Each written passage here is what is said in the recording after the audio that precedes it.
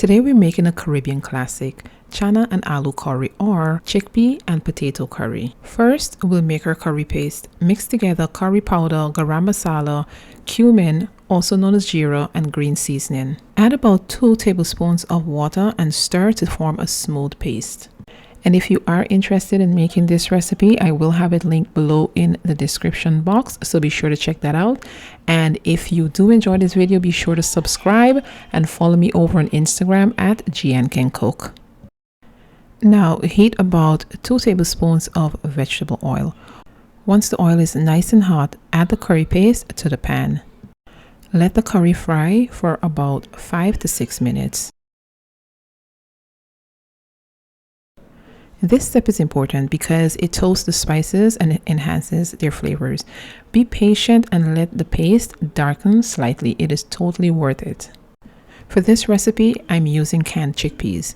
But if you prefer dried chickpeas, soak them overnight and boil them until tender before adding them to the pot. Now I'm going to add in onions, the canned chickpeas, and potatoes. I'm using Idaho potatoes, but you can also use Yukon Gold as well. Give this a good stir, making sure that everything gets coated in that curry paste. Let it fry together for about 2 to 3 minutes, allowing the flavors to mingle. Now add just enough water to cover the potatoes and chickpeas. Season with black pepper, salt, chicken bouillon, and scallion. To make this dish vegan, just simply eliminate the chicken bouillon. You can also use a vegetable cube instead. Just stir everything together and allow it to come to a boil. An option at this point would be to add coconut milk. Now coconut milk gives it a different depth of flavor and makes it extra creamy, but it is still very good as is. Once it's come to a boil, lower the heat to medium. Cover the pot and let it simmer for about 30 minutes. This gives the potatoes and chickpeas time to soften and to soak up all that incredible flavor.